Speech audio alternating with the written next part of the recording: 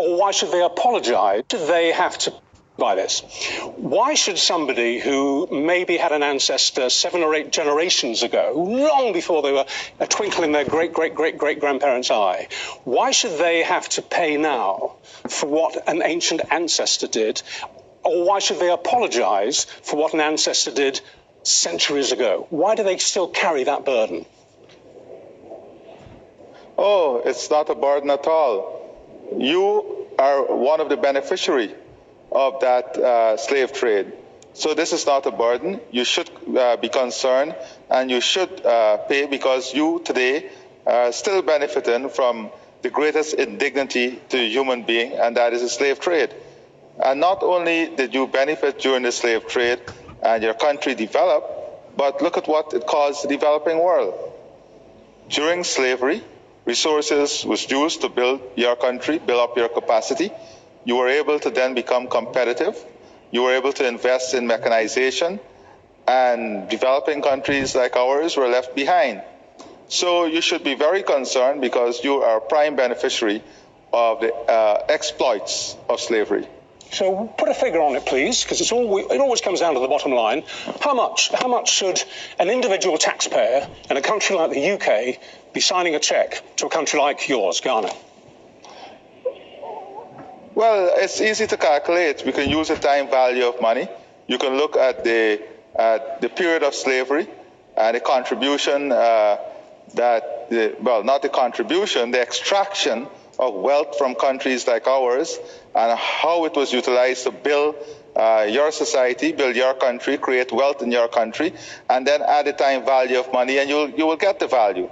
There's a lot of research paper on this. A lot of universities would have done paper on this. There's enough literature to tell us what that value is. But I want to say that it is not only the value, it is the loss of time. It is a loss of competitiveness. It is a loss of human dignity. It is a loss of our education system. It is a culture that we lost. It is all of this indignity that surrounded slavery that we must consider. I just wonder, people will be wondering what, you explained that there are calculations, but are you able to say in what measure that would be? I mean, are we talking billions, millions? What would you expect the payout to be, and over what period of time?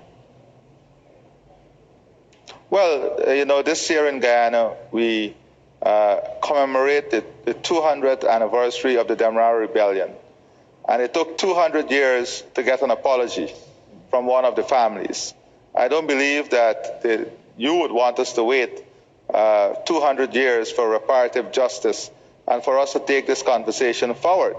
The CARICOM would have set out a 10-point plan on what should constitute reparative justice and what should constitute reparation. And the calculation goes into billions for the region. How far back, though, do we have to go on this? Because you make the point, we're talking exclusively here about Western imperialistic slavery, to summarize it. But almost every civilization on the planet owes its existence and its prosperity almost always to crimes in the past, be they aggressive wars, be they different forms of slavery involving different movements of population. You can go right back to the Greeks and the Romans. Why just target one particular era in history? Some would say that's the arguments of political convenience. It's a handy handle to hang your argument on. I think you're doing a great injustice to compare slavery with any other of the historical facts that you're mentioning. I was including other forms of slavery. No, I was including other examples of slavery as well.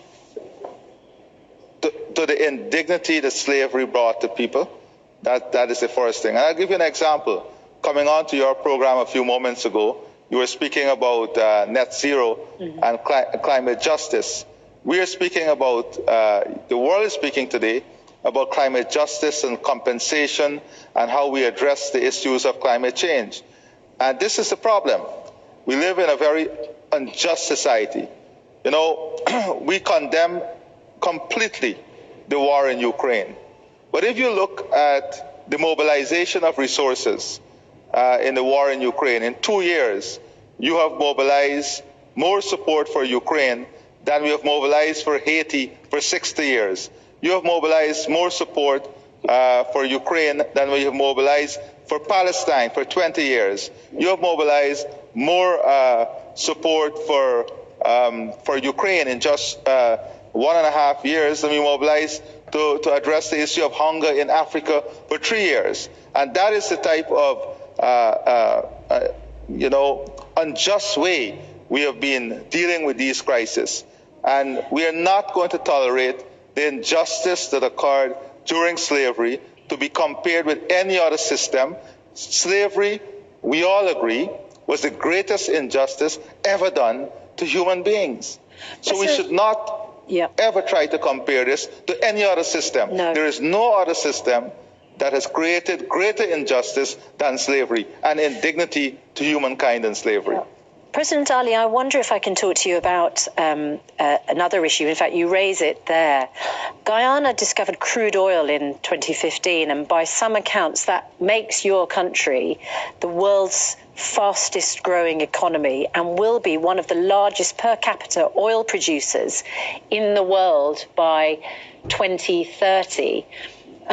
What responsibility do you feel now as an oil producer amidst the warnings of climate catastrophe? Well, it is not what responsibility we feel now. It is the responsibility we have always held close to us. We have a forest the size of England and Scotland combined, with the lowest deforestation rate in the world at 0.036%. The entire forest is R3 certified, quality carbon, and this has been standing there forever. The question is, what has the world done with that standing forest? Is the forest worth more dead or alive? So these are the questions. So we have always been a part of the answer.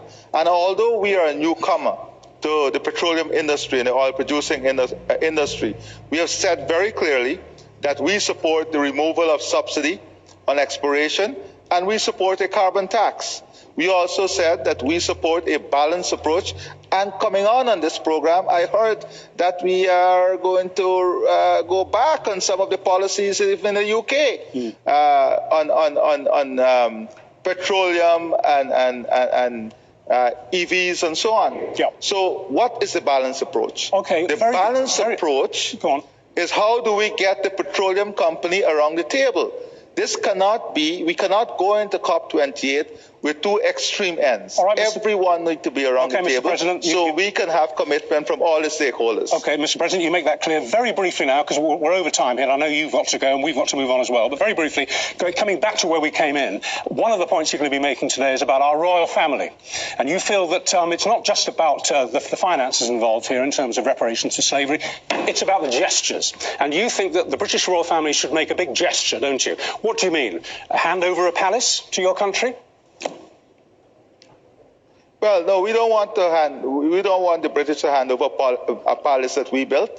You know, if you go into many of the palaces in Britain, you will see the lovely green heartwood from Guyana. You will see the sweat, tears, and blood of the slaves who were exploited. So what do you want? And the revenue that was earned from their exploitation. So we're not asking for a palace. We're asking for justice and a fair form of justice to the ancestors and to the greatest injustice that has ever been done to human beings. We look forward we're not asking for palaces. You can enjoy the palace, and when we visit you, we'll also enjoy it. Mr. President, we really look forward to your speech later on today to the UN. I'm sure there'll be much coffee.